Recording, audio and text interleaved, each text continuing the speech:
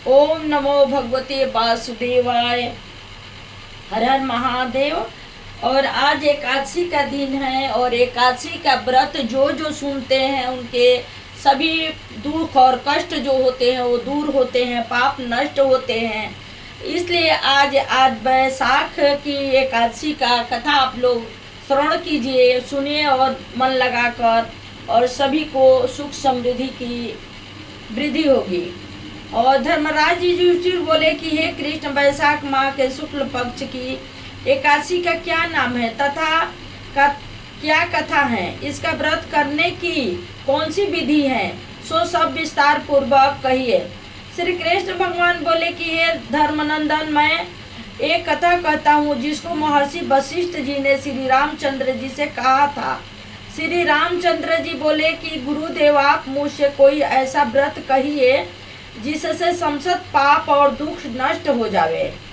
महर्षि वशिष्ठ जी बोले कि हे राम, आपके नाम के स्मरण मात्र से ही मनुष्य पवित्र हो जाता है, इसलिए आपका यह प्रश्न लोकहित में अवश्य होगा। वैशाख माह के शुक्ल पक्ष की जो एकादशी होती है उसका नाम मोहनी है। यह इस एकादशी का व्रत करने से मनुष्य के समस्त पाप तथा दुख छूट जाते हैं। इसके व्रत के प्रभाव से प्राणी मोह जाल से छूट जाता है। अतः हे राम, इस एकादशी का व्रत दुखी मनुष्यों को अवश्य ही करना चाहिए। इस एकादशी के व्रत से मनुष्य के समस्त पाप दुख नष्ट हो जाते हैं। अब आप इसकी कथा सुनिए। सरस्वती नदी के किनारे भद्रावती नगर में एक धनपान नाम का धन धान्य से पुण्यवान एक वैष्णव रहता था। वह अत्यंत धर्मात्मा था और विष्णु भक्त था। उसने नगर में अनेकों भोजनालय, प्याऊ, कुआं, तालाब, धर्मशाला आदि बनवाए। उसने सड़कों के किनारे वृक्ष लगवाए। उस वैष्णव के 5 पुत्र थे। उसका सबसे बड़ा पुत्र अत्यंत पापी था। वह दूसरों की स्त्रियों के साथ भोग विलास करता था। वह महान नीच था और देवता पितृ आदि को नहीं मानता था। वह अपने पिता के धन को बुरे व्यवसायों में खर्च करता था। इस पर उनके पिता, भाइयों तथा कुटुंबियों ने उसे घर से बाहर निकाल दिया और उनकी निंदा करने लगे। घर से निकाल देने के बाद धन नष्ट हो जाने पर वेश्याओं तथा गुंडों ने भी उसका साथ छोड़ दिया। अब वह भूख और प्यास से दुखी रहने लगा। अब उसने चोरी करने का विचार किया और रात्रि में चोरी करने लगा। एक दिन वह पकड़ा गया और राजा ने उसे कारागार में बंद कर दिया।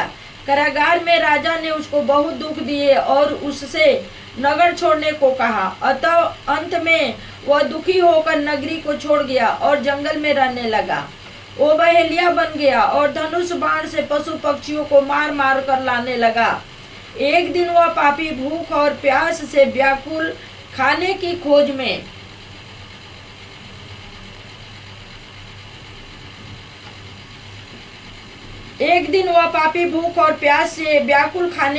में निकल पड़ा और कौटिन्य ऋषि के आश्रम में जा पहुंचा।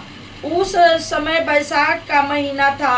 कौटिन्य ऋषि गंगा स्नान करने आए थे। उनके भीगे वस्त्रों को छीटे मात्र से इस पापी का कुछ सबुद्धि प्राप्त हुई।